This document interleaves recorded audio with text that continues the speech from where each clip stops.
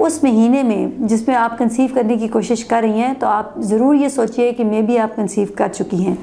लेकिन confirmation periods miss होने पे होती है, और पीरियड्स मिस होने के बाद यूरिन का या ब्लड टेस्ट करने के ऊपर उसकी 100% कंफर्मेशन होगी।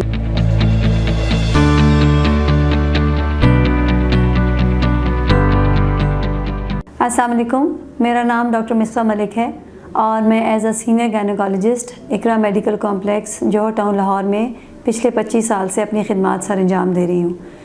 इन खिदमात में एक गायनेकोलॉजिस्ट के ज़िम्मे में जितनी भी रिस्पॉन्सिबिलिटीज़ हैं, जैसे बच्चियों के पीरियड्स के problems, ovarian cyst, hormonal imbalance, polycystic ovaries, pregnant होना, प्रेगनेंसी के दौरान उनकी care, normal delivery, caesarean sections, uterus के प्रॉब्लम, यूट्रस की सर्जरीज़, लेप्रोस्कोपिक सर्जरीज़ और कॉस्मेटिक सर्जरीज़, ये सब मेरी स्पेशलिटीज़ में शामिल हैं। आज एक बहुत इम्पॉर्टेंट टॉपिक जिस पर मैं आपको इन्फॉर्म करना चाहूँगी वो है हमल की निशानियाँ।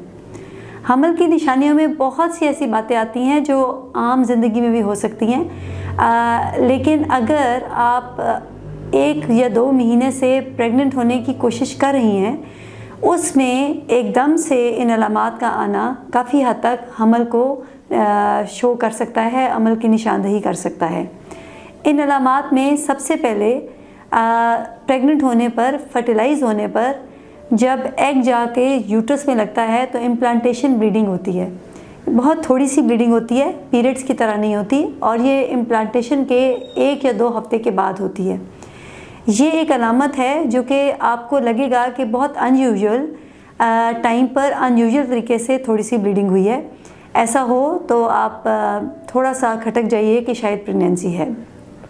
इसी तरह ओव्यूलेशन के बाद जिस्म का दर्जा हरारत बढ़ जाना, अगर अंडा रिलीज़ होता है और फर्टिलाइज़ होता है, यानी अगर प्रेगनेंसी हो जाती है तो टेम्परेचर इंक्रीज़ रहेगा, वरना टेम्परेचर डाउन हो जाएगा।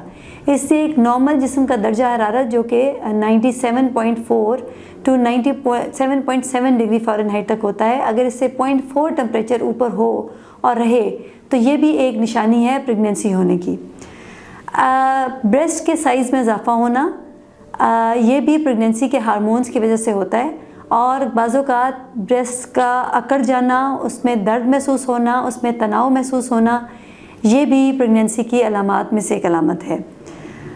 बहुत थोड़ा काम करके थकावट हो जाना, कमज़ोरी हो जाना, गिरी पड़ी तबीयत रहना, जैसे गिरे से हैं, ये भी इन्हीं अलामात में से एक अलामत है। दिल का ख़राब होना या उल्टियाँ आना, ये प्रेगनेंसी की एक बहुत ही जानी मानी अलामत है। अगर ऐसा हो तो तब भी प्रेगनेंसी के होने के चांसेस होते हैं।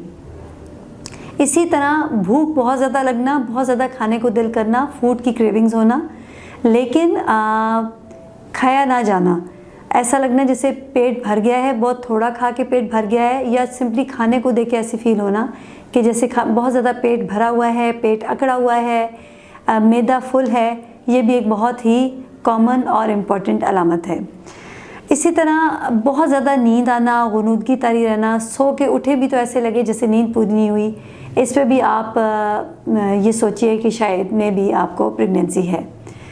पेशाब का बार बार आना, हर थोड़ी देर के बाद आप यूरिन करने जा रही हैं, थोड़ी देर बाद बैठी हैं, फिर करने जा रही हैं, और एज़ यूजुअल टू नॉर्मल बहुत ज़्यादा आपको यूरिन आ रहा है, ये भी एक बहुत ही कॉमन और इम्पॉर्टेंट अलामत है, में भी आप कंसीव कर चुकी हैं।